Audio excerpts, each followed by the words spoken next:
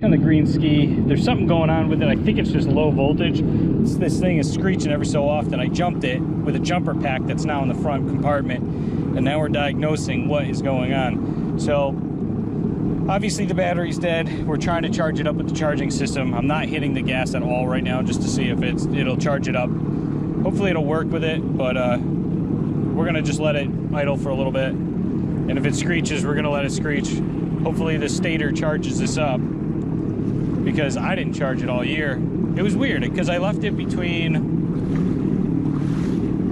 October and November, and I went to start it in December, and all of a sudden it wouldn't start. The battery died, but I don't know why the battery would die in 2 months. It didn't make any sense. So we're gonna mess around with it just to see if this works. But if anybody noticed their ski dying after jumping it, it's because the voltage isn't proper. When you hit the gas, it uses voltage, and if the voltage goes negative, this engine light goes off. So low voltage alarms do happen with these skis. So hopefully it's just that. Hopefully it'll work with just the stator charging it, and then we'll try it. But anyways, if anybody needed to know what would cause this thing or any of their skis to screech, a low battery is very possible. We're staring at the sky on the jet ski because we're waiting for it to charge back up. So we're putting around because we can't hit the gas. As soon as we hit the gas, the thing just stops. So always keep a charged battery on it. Buddy's trying to Trixx for the first time. He's trying to get it to stay up. It's not easy. Oh, he's got it. There he goes. He's got it. It's so sketchy. Oh, he let it go. That's the worst thing to do. He's getting better. Doesn't take a long time.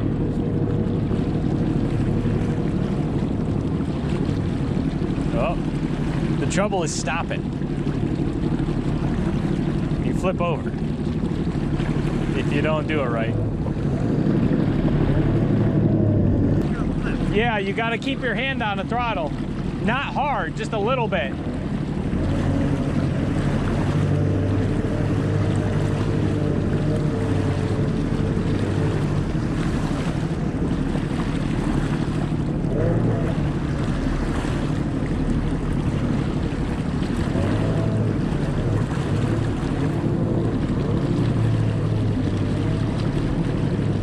He's got it. He's got the hang of it. It's like rock climbing. You got to keep your body close to the thing.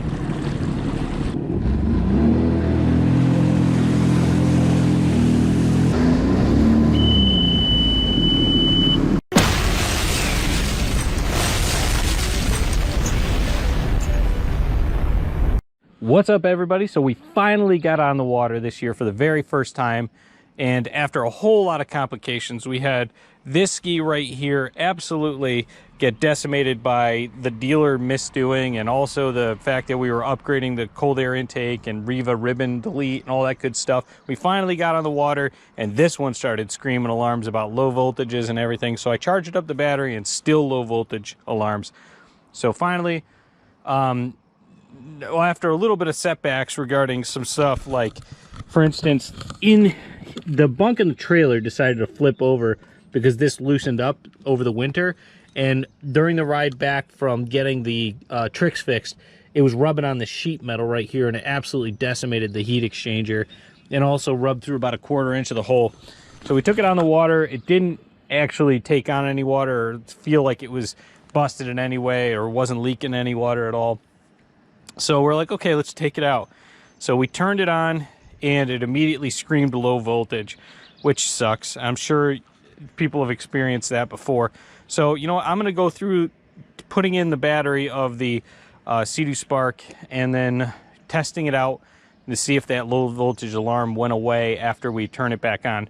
So I bought the the cheapest and most highest rated battery out there, not necessarily just the cheapest. You get batteries as low as like $40, $35, $40.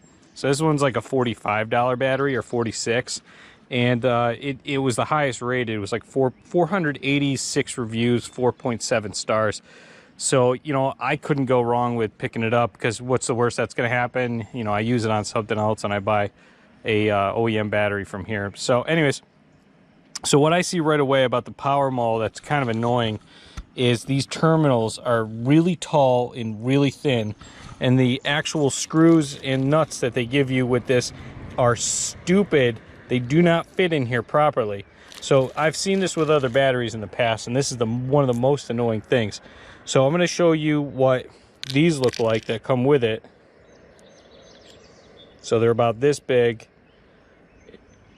right there. Look at that. That's not even usable. That's like the worst you can get. So anyways, I took the terminals, or the nuts and bolts, out of the Yuasa, and look at the size difference here. So I'm going to reuse the ones out of the Yuasa because it's going to be a little bit easier to mess with these. Since this has higher height right here, when you put the actual terminal on there and then try to screw it in, this can't reach because it's not tall enough. So I'm going to put these on here, and it should be a lot easier to reach, because if you drop a stainless bolt like this in this hole, forget it. You'll never find it again.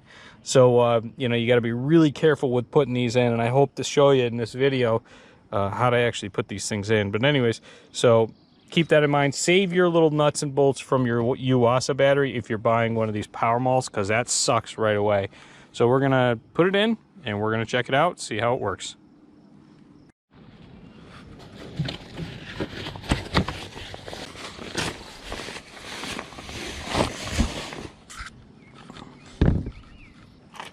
All right, so again, we're not going to use the small terminals. We're going to try to use the stainless bigger ones rather than the galvanized smaller ones. So these are going to be put away for the Yuasa.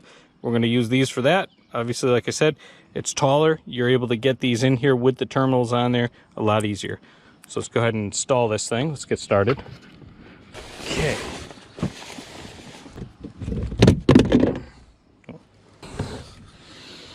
There it is. I was wondering where the second one was. Okay, so you can pull a battery out of the hole of the CD Spark without taking the top off, which is a good thing to know. Move these terminals out of the way. All right, so negative, positive, just making sure we're going in the right way. I didn't say it was easy to do this. I said it was possible. Okay. Make sure you're clear of any wires, because that would absolutely suck. Okay. Oh man, that fit in there like a glove. Perfect. Okay. Now, that's the first part of the battle. The second part is getting the actual terminals in there, the nuts and bolts on the terminals, I should say. So I'm going to try to go in widthwise, which I can't do, so we're going to go in this way. There it is right there. So this sucks, because if you lose that bolt, like I was saying, it's just going to fly in the hole and you'll never get it. You can't put a magnet down there. So be very careful with this. There we go. Because if these fly out while I'm taping, not going to be good. I almost lost it right there, actually. Let's get this. Hoping that worked. Working off a feel. Grab. Nope. Not grabbing. So that's what I was talking about before. They're not deep enough to get that in there. So normally you would have to put a screwdriver underneath, hoist it up, and then get these in there. So actually I'm going to take this washer off so we get more bite with the threads, and see if that helps. All right. There we go. And we're in. We're going up. Okay. So you want this terminal to be a little more like that, so that you can put this cover back on. So then now you can take this cover, put it up onto this. I'll get that on there fully later. Kind of like that it looks. Okay, let's do the negative. And like I was saying, we couldn't use the washers because this, with that on there, doesn't reach due to this battery being, these battery terminals being so tall. So that sucks. It's really hard to see down in this one, especially the negative. Here we go. But it's got so much room between those two. All right. So with the washer on there, like I said, there's not enough thread to catch that. All right, let's put this in. See if we can catch a little bit of the thread. We didn't, but let's try it with the screwdriver. Might make life a little bit easier. Let's see if it catches. Come on, catch. All right, it caught. Up. But let's emulate some this thing flying around. Nope. Okay. Then the other thing to do is make sure you put your strap back on. Right here. That strap, so this thing doesn't jump around. Make sure you get down onto that, because that is a nightmare to get that on there. Why is everything so slimy? One eternity later. Holy crap.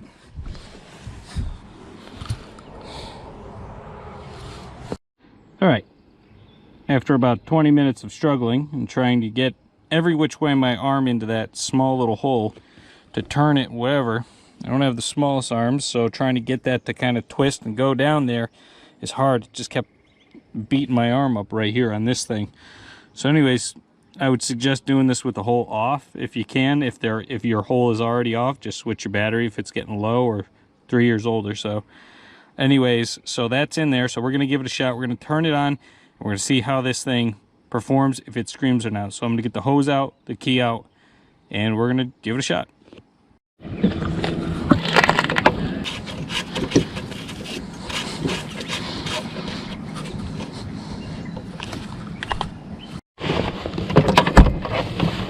All right, keys in, hoses on. Give it a try.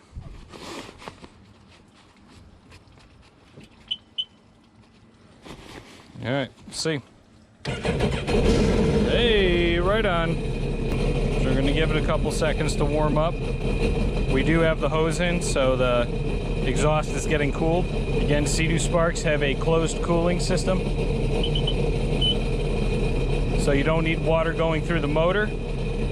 Although the heat exchangers on the bottom do get hot, they take a lot longer to overheat than an engine that has water going through the motor. It has actual coolant in there.